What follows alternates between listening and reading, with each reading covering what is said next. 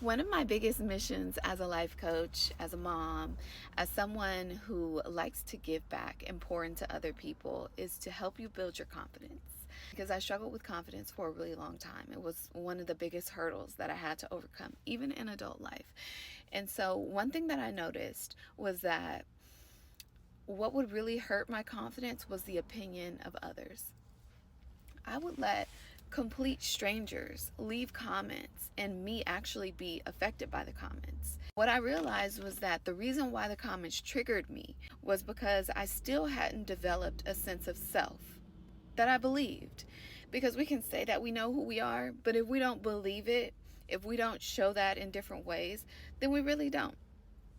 So, the past couple of years, I'd say like the past couple 5 years, I've been reinventing myself and rebranding myself and really figuring out who I am at my core. And in doing that, I was able to release the judgment of others.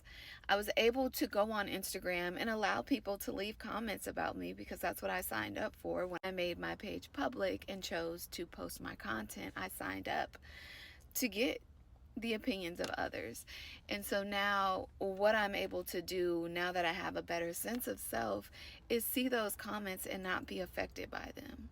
It is to interact with people in real life, have experiences with people that I might deem as positive, only to find out maybe they were talking trash about me, they were saying negative things about me, and still be okay. Because I don't expect things from people the way that I used to.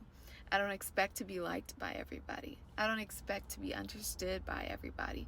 I understand as an individual that if I know who I am, I'm the only person that needs to know that.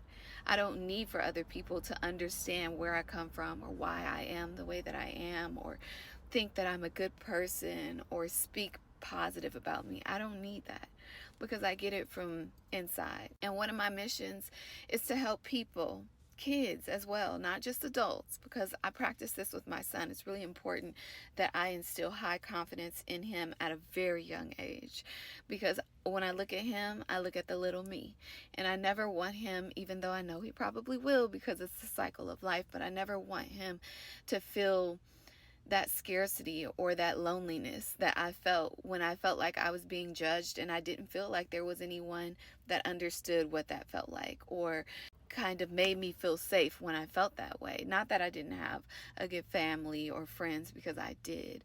But if you've experienced certain things, then you know that even when you have that support in the moments where you feel like people are judging you or you might feel like the outcast, you know that it's just a very empty feeling.